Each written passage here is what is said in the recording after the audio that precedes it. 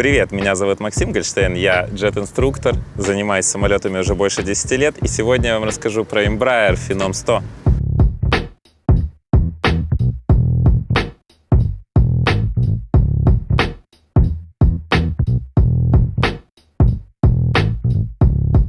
Embraer начал выпускать 100-й Phenom всего лишь 10 лет назад. Это не возраст для самолетов. Например, его конкуренты среди легких джетов, такие как Cessna Citation, они выпускаются, даже 525-я серия CJ, она выпускается с 90-го года, а Phenom начал выпускаться с 2009-го.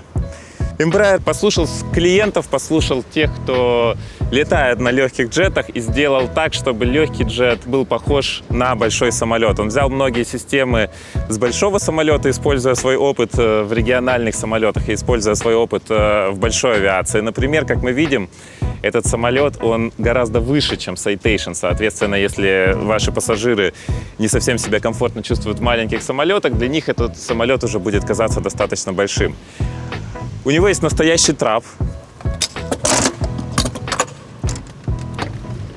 по которому можно подняться в салон, и салон, в котором можно уже стоять, не нужно ползать.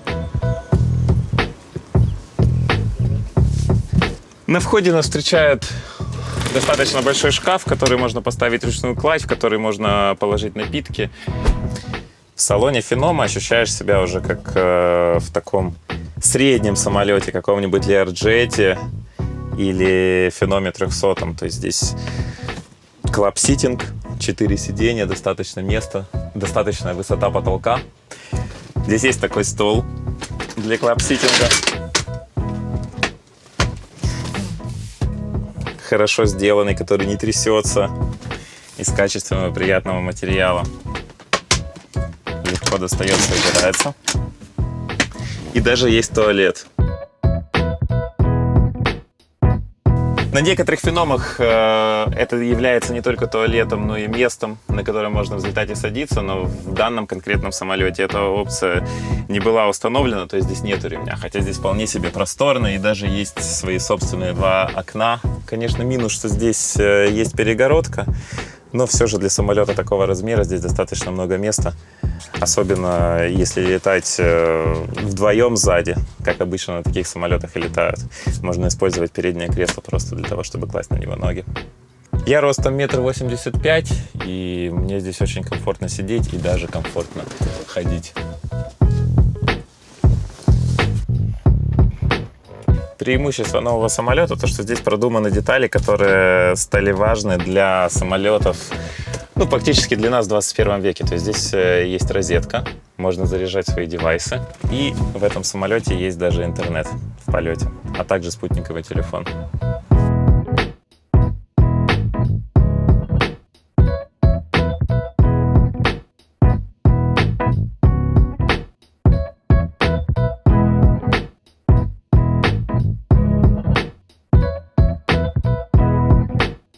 Сейчас мы проведем предполетный осмотр самолета. Самолет сделан для одного пилота, соответственно, достаточно часто, что владелец сам является пилотом, и легкость осмотра самолета повседневного, она является важным фактором, на мой взгляд, для single-pilot джетов. Смотрим сенсоры и датчики. Это указатель угла атаки, трубка ПИТа, статика. Осматриваем стойку. На время буксировки рулевая тяга шасси разъединяется, и нам ее нужно соединить.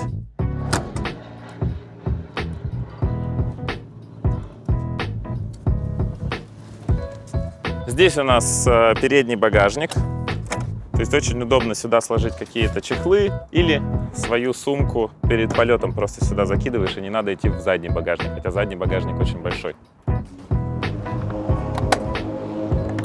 Подходим на вторую сторону.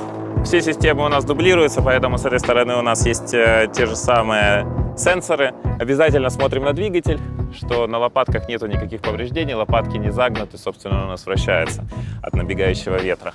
Убеждаемся, что противообледенительная система в порядке, нет никаких повреждений. Проверяем закрытие крышек бака, светодиодные огни, свободу хода элеронов. целостность шасси и тормозных шлангов, датчиков на этом самолете. Есть антискид. Антискид — это как система АБС в машине. Очень важно для джета, потому что бывает, что садишься на мокрые полосы, на короткие полосы. Этот самолет может сесть на полосу в 1 километр, а если легкий, то может быть даже и короче. Проверяем масло в двигателе. Осматриваем хвостовое горизонтальное оперение и смотрим то же самое с этой стороны. Здесь очень большой багажник с ровным полом в багажнике, что немаловажно. Удобно загружать чемоданы. То есть сюда мы загружали какое-то невероятное количество чемоданов, которые привозили на 2 машинах.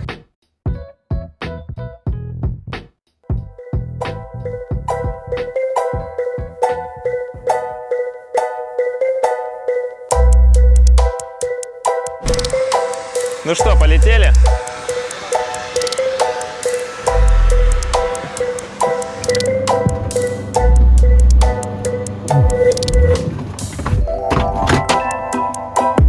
Когда заходишь в кабину Фенома, первое, что бросается, это необычный штурвал. Здесь такой мотоциклетный или велосипедный штурвал. На мой взгляд, мой самый любимый вариант — это ручка, потом, пожалуй, обычный штурвал, и потом вот такой вот мотоциклетный штурвал. То есть, ну, к нему нужно привыкнуть, хотя, с другой стороны, он тоже достаточно удобный, особенно когда держишься 2 руками, хотя на самолете обычно держишься же штурвал 1 рукой, а 2 рука нужна, например, для рудов или еще для чего-то. Embraer подошел очень детально к разработке эргономики кабины, то есть самолет очень автоматизированный, как говорится, сделан для удобства пилота. Когда мы садимся, нам надо сделать проверки. Проверки заключаются в том, что все переключатели, которые крутятся, должны стоять в положении 12 часов, лампы никакие не должны гореть, тумблеры, в которых есть положение авто, находятся в положении авто. То есть забыть что-то практически нереально. Электросистема у нас полностью автоматическая, то есть генераторы всегда подключены. Переброска электричества с одной стороны на другую происходит автоматически в случае, если что-то отказывает. У нас здесь стоит 1000-й карбин плюс синаптические страницы, то есть мы на них можем посмотреть статус наших систем. Вот, например, статус электрической системы или топливной системы. Начинаем проверки слева направо. Oxygen авто, открыто. Проверяем маску, батареи у нас уже включены. Бастай авто, генераторы авто. Мы сейчас подключены к наземному источнику питания, GPU включено. Fuel Pump авто, трансфер выключен. LT Armed, Hydraulic авто, Cutout выключен. Подогрев всех пробов стоит в положении авто. Отличие от многих даже больших самолетов, что как только запускается один из двигателей, здесь сразу включается подогрев ПВД. То есть не забудешь это. И вообще пилот разгружается, и пилот, собственно, может заниматься полетом и наслаждаться полетом. Шасси выпущены, климат-контроль в норме, двигатели в норме. Сейчас у нас двигатели выключены. В полете они будут в положении 12 часов. Ignition, наши свечи авто, закрылки убраны, стояночный тормоз установлен. Начинаем готовиться и поехали. Слушаем мотив.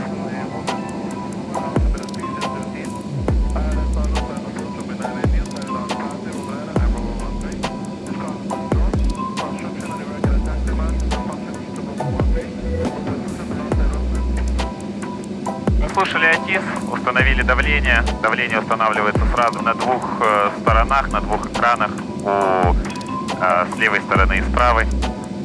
Устанавливаем температуру, она нужна для фейдека. Очень удобно, что в этой версии Garmin 1000 у нас есть клавиатура, есть расчет веса. Забиваем количество пассажиров, количество багажа, экранизируем топливо и видим наш взлетный вес. Сегодня у нас взлетный вес будет 10 300 фунтов, максимальный взлетный вес в этом самолете 10 600 фунтов, то есть еще 400 фунтов можно было бы сюда загрузить. Сегодня в Майами жарко, и взлетная дистанция с нашим весом у нас будет 4000 футов, это примерно 1200 метров, причем это наша дистанция, которая позволяет нам взлететь даже в случае отказа одного из двигателей на скорости принятия решения. И скорость отрыва будет 108 узлов, это примерно 190 км в час. В этом самолете установлены двигатели Pratt & Whitney 617 Full Authority Digital Engine Control. Что это значит? Это значит, что для запуска двигателя нам достаточно повернуть переключатель в положение старт, и двигатель сам запускается. Он не может перегреться на запуске, он не может сам себя разрушить, потому что фейдек все контролирует. То есть в случае возникновения любой нештатной ситуации он тут же отключит двигатель. А те, кто летал на любых газотурбинных самолетах, знают, что запуск — это один из таких критических моментов в самолете, можно очень легко спалить двигатель.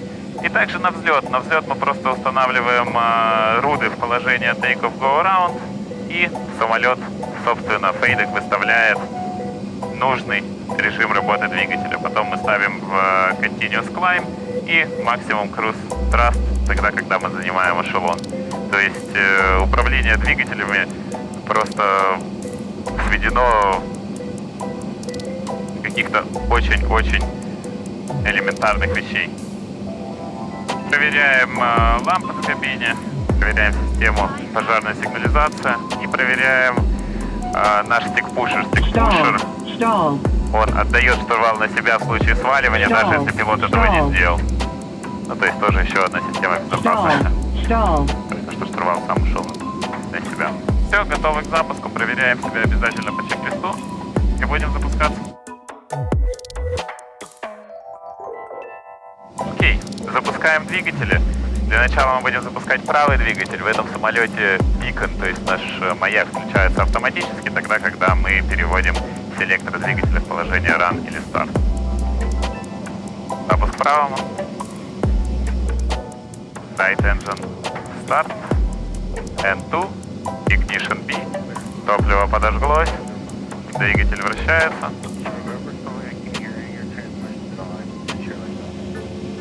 Правый двигатель запущен.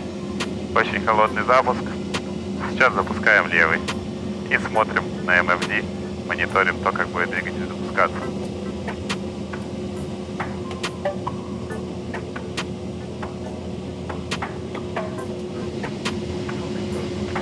Хороший запуск. Может быть, вы обратили внимание, что на этом самолете не нужно было выключать авионику, то есть можно спокойно сесть, подготовиться, а потом запуститься, и ничего не сбивается. Это благодаря тому, что у нас есть две батареи. У нас есть передняя батарея и задняя батарея. Соответственно, задняя батарея во время запуска отвечает чисто за запуск двигателя, а передняя за авионику.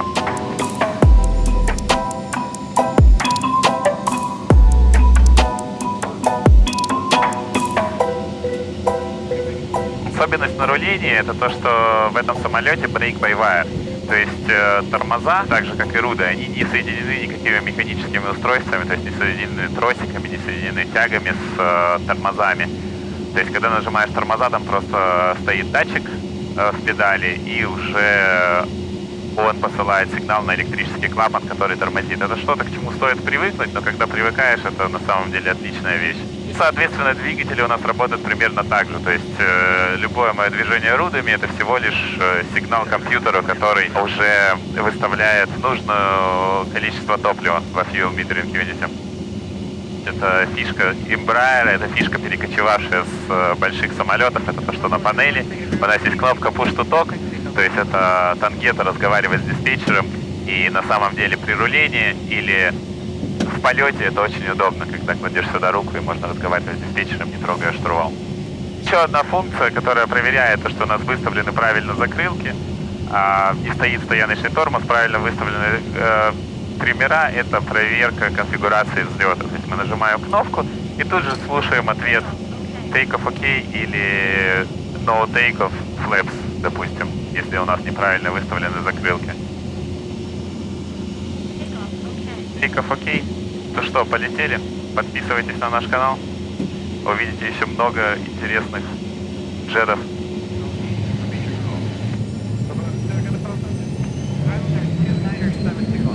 Take-off power set, APR armed, speed alive.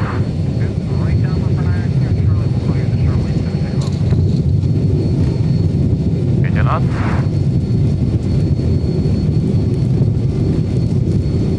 Where you want? Rotate. Gear up.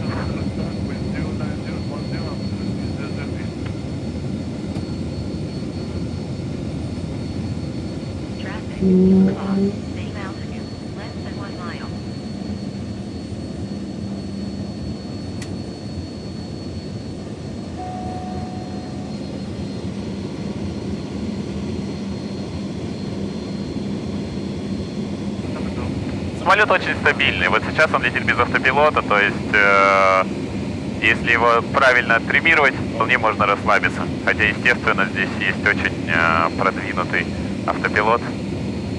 Да, появилась одна мелкая неисправность. Это на самом деле достаточно частая проблема. После того, как самолет выходит с какого-то мейнтенанса, еще нужно потом всякие мелкие недочеты исправлять. Как мы действуем в полете? У нас есть такая книжка Quick Reference Handbook. То есть это сокращенная версия руководства полетной эксплуатации. Мы открываем индекс, находим наше сообщение Bleed One Fail и понимаем, что это emergency процедура ПА-4. И здесь у нас такой вот чек-лист, фактически наш алгоритм действий. То есть сверяем, что сообщение совпадает с тем, что у нас вышло. Bleed knob 2, wait 1 minute, and then bleed valve both. Подождем 1 минуту. Смотрим, что происходит с нашей системой. Один из двигателей не дает нам воздух на систему герметизации. Bleed 1 fail message extinguished, no bleed 2. И максимум altitude 31 тысяча футов. То есть, что произошло, это у нас не работает один из клапанов, который позволяет воздуху поступать из двигателя в нашу систему герметизации, и теперь даже с одним работающим клапаном мы все равно можем лететь на высоте до 31 тысячи футов. А вообще этот самолет летает на 41 тысячи футов. То есть вот что хорошо, что для лайт-джетов необычно, то что в этом самолете есть у нас Synoptic Page.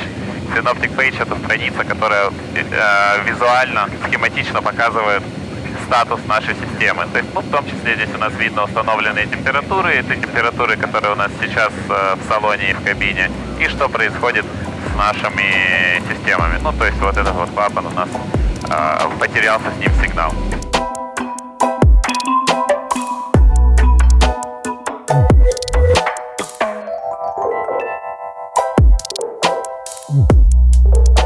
Заняли высоту 17,5 тысяч футов. Это максимальная высота, на которой мы можем летать визуально. Мы летаем сегодня, так как это тест-полет, именно по правилам визуального полета. И расскажу вам немножко про приборную панель и про то, что мы имеем в кабине. Наш PFD, наш Primary Flight Display. Слева скорость, посередине авиагоризонт. Дальше у нас идет высотомер, вариометр, указатель вертикальной скорости. И HSI, гирополукомпас. Наша система навигации. Но те, кто летает на тысячном гармине, для них это будет часть достаточно знакомая. Перейдем на наш MFD. Здесь у нас параметры работы двигателя. Здесь же компактно у нас сводка о электросистеме, о герметизации в кабине, шасси, закрылки и положение триммеров. И наша статусная страница, статус наших систем. То есть, вот это такая типичная страница, с которой мы обычно летаем в крейсерском полете. Также мы можем здесь посмотреть на MFD все системы или забить Flight Plan. Самолет очень стабильный, мы поделаем упражнения, которые делаются обычно во время тренировки пилотов. Триммируем самолет и сделаем вираж с креном 45.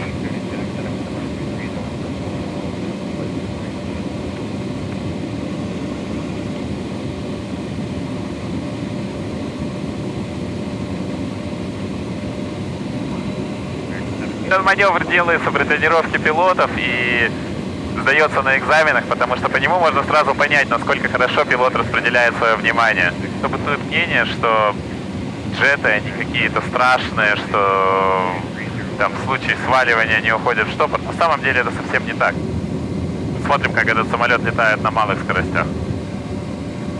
Вот, собственно, смотрите, большой самолет, 6 тонн веса, летит на скорости 92 узла. При этом очень прекрасно управляется. Вот так вот и заходит на короткие полосы. И это не предел.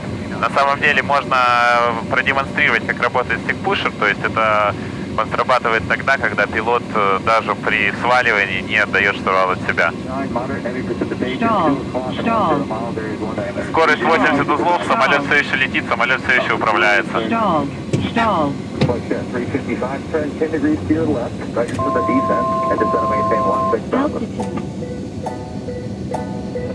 Такое веселое упражнение.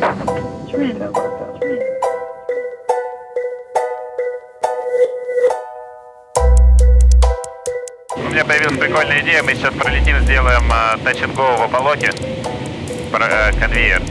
И потом очень красиво при вылете оттуда увидим Майами.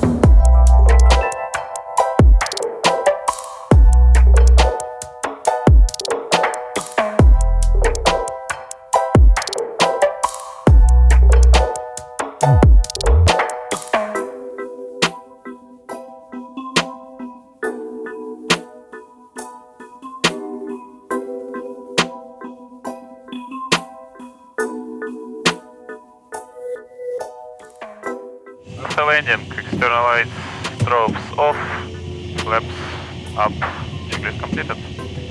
Чек-листы, кстати, тоже очень короткие, то есть очень продуманные. Нету такого, что чек-лист длинный. В итоге, когда длинный чек-лист получается, его не всегда бывает практично читать и проверять, и люди начинают игнорировать его. Полетали на сотом феноме сегодня. Ну что я скажу, по сравнению с другими легкими самолетами, конечно, чувствуется, что этот самолет был разработан уже в 21 веке. Его свежая философия, его свежая эргономика, то есть он очень комфортный для пилота, а комфортный для пилота — это значит безопасный и комфортный для пассажиров. Единственное, мне не хватает чуть-чуть побольше мощности двигателем, но для кого-то, кто пересаживается, например, с турбопропа или с поршневого самолета, это, конечно, будет незаметно. Любой джет, он всегда очень мощный. Любой джет может продолжить взлет на одном двигателе. Ставьте лайки, комментируйте, что вы думаете по поводу этого самолета, какой бы вы хотели увидеть следующий самолет. У нас точно будет Citation, у нас точно будет Eclipse и у нас будет Premier. Подписывайтесь. Всего хорошего. Пока.